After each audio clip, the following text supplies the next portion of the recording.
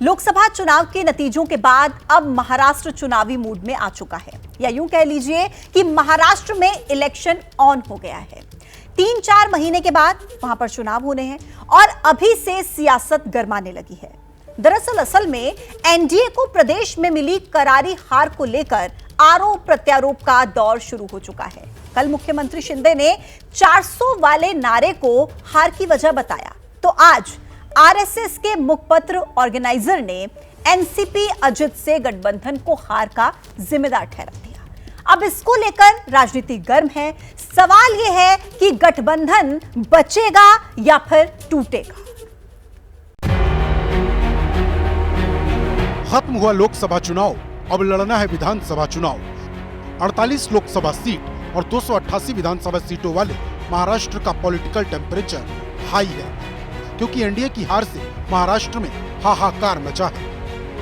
महाराष्ट्र में सिर्फ एक सीट जीतने वाली अजित पवार की एनसीपी लोकसभा चुनाव के बाद निशाने पर है।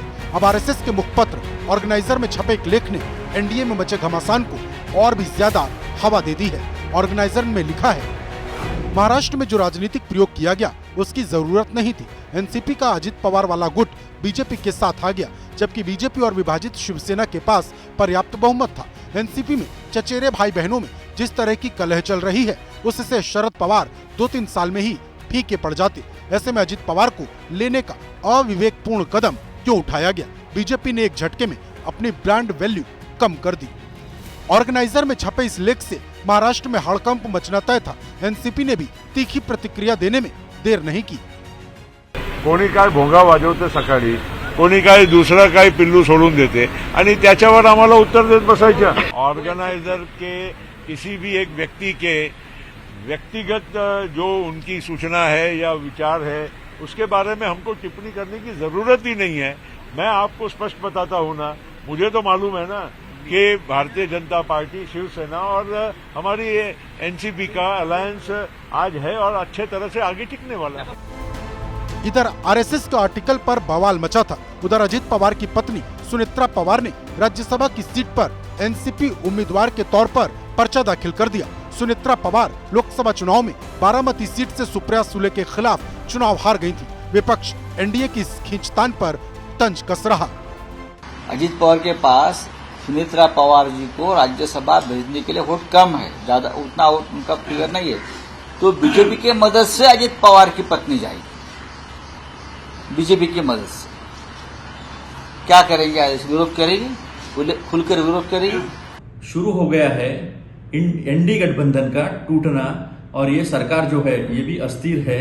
ये सरकार जबरदस्ती की तीसरी टर्म के लिए बनाई गई है और लोगों पे थोपी गई है, जबकि इसको कोई भी जनादेश नहीं है। ये सरकार ज्यादा दिन टिकने वाली नहीं है। एनडीए में मची ये खींचतान विधानसभा चुनाव से पहले उसके लिए खतरे की घंटी है।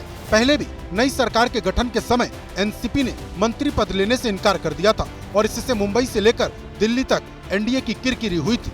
अब ऑर्गेनाइजर का साफ शब्दों में हार के लिए एनसीपी को वजह बताना इशारा कर रहा है कि महाराष्ट्र की सियासत में सब ठीक नहीं।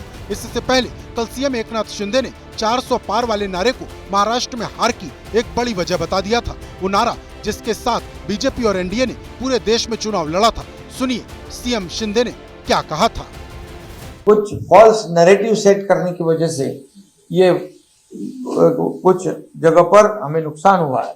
महाराष्ट्र में भी नुकसान हुआ है। संविधान बदलेंगे, ये होगा, रिजर्वेशन जाएगा, फलाना होगा, कुछ भी नहीं होने वाला था। लेकिन 400 पार वाला आंकड़ा जो है, उसके वजह से लोगों के दिमाग में एकदम ऐसी बात हो गई कि ये सब आगे जाके कुछ गड़बड़ होगी। पिछले 5 साल में महाराष्ट्र ने कई सियासी उलट-पुलट देखे हैं। कभी साथी रहे, आज विरोधी बन गए हैं और विरोधी साथी। अब लोकसभा चुनाव तो खत्म हो गए, लेकिन महाराष्ट्र की सियासत पर नजर रखने वाले ये बात अच्छी तरह जानते हैं कि जैसे जैसे विधानसभा चुनाव करीब आएगा, वैसे वैसे ये आपसी खींचतान बढ़ती जाएगी। देखना है महाराष्ट्र का सियासी ऊंट किस करवट बैठता है, क्योंकि दांव पेच का नया दौर महाराष्ट्र में शुरू हो चुका है और इसका क्या अंत होगा, इस पर पूरे देश की नजर है।